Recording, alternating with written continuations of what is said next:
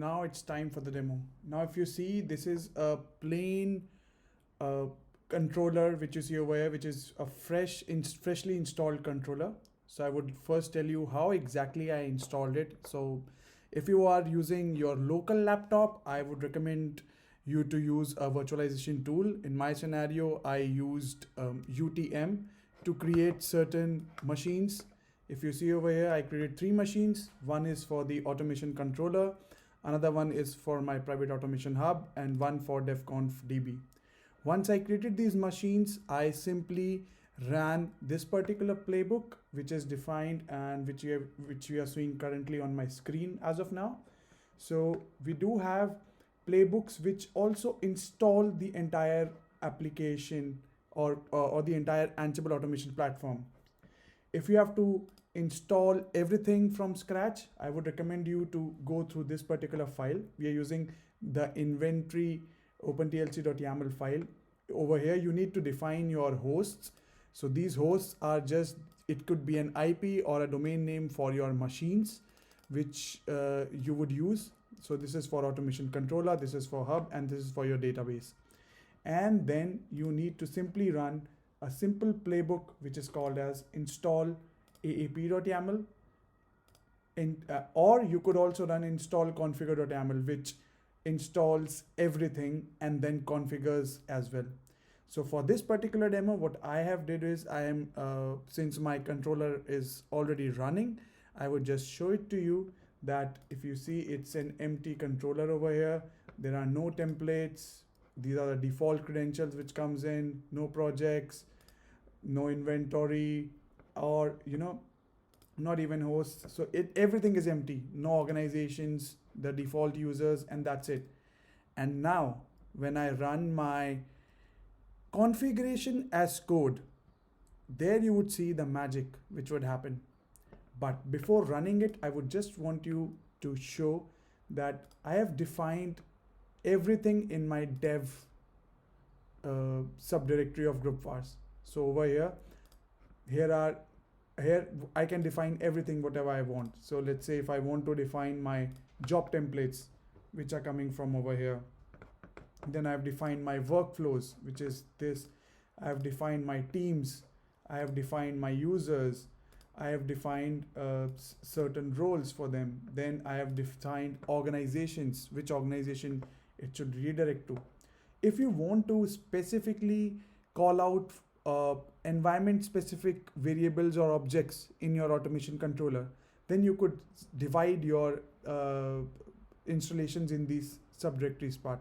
And let's say if there are controller wide generic configurations which you would want to roll out, you could simply put it in all. So for example, I wanted to do some settings over here and I wanted to restrict some ad hoc commands. So this is something which I'm doing in my all folder. And this is where all of my credentials and everything is getting installed. Now let's look at the demo. So I am in my controller and I would simply run a simple command. Now everything is vaulted, so everything is secure. That's the best part of it. And I only know the vault password, so it's 100% secured. Now if you see, the tasks is running the playbook, which is the inventory, which is the playbooks controller config opentlc.yaml. Okay, let's break down this entire command. So we are running a playbook and we are using one of the vaults which has the values. It's using the inventory opentlc file which we just saw, and we are limiting it to dev. So that means whatever values are defined in the dev, it should run only on that part. Then we are running a controller config opentlc playbook, and we are asking that the vault to ask password over here, and we are passing an environment variable over here. So this is the breakdown. Now if you see, this is all doing some magic. And let's go to our controller back again. Let's try to see what exactly it did. Did it started creating something? Oh yes. Now you see all the credentials are here. If you see, okay, it hasn't reached the templates part yet. That's why we are not seeing it.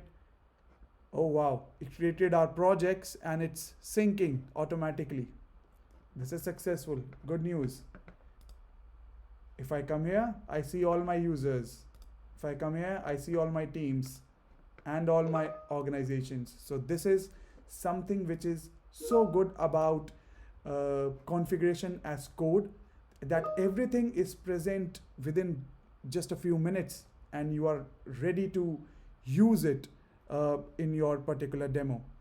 So now let's see the status. It's still creating some of the okay, now it's creating the job templates. If you see, you can also increase the verbosity of this particular shell by adding -v tab to it. So let's check out some of the templates. Now, wow. Now if you see, we have all the job templates which it's creating, and it also created a workflow template. So it's gonna take a few more seconds and then we should be good to test it around. All this configuration, creation of objects is completed. It has created our workflow templates, job templates, user, etc, etc. Let me just refresh my screen and see if I have the, okay, this is a workflow template. Let's have a look. Oh, okay, I've launched it. So this is a demo template where we are which is a combination of multiple job templates. If you see, it's like first it's configuring web servers, services, disabling the root login, configuring firewall, disabling some unused services, and updating packages. And if anything fails, or if any of the job template fails, it's redirecting it to a failure message. So that's how you design your workflow templates using configuration as code. Now let's assume you have a requirement that you would want to create workflows, new workflows in your production environment. How can you use this framework? You can simply come here, go to this prod, and start creating your workflows over here. So we already have a sample over here which you could refer to. You could create your job templates or any other specific objects as we discussed according to your environment needs.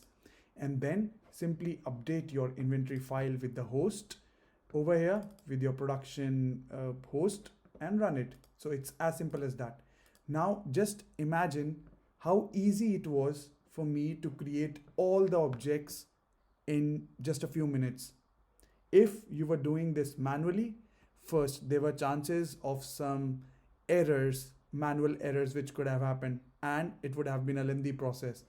So that's one thing. Another thing is, while configuring everything from config as code, you are maintaining versions of all the infrastructure code which you are rolling out.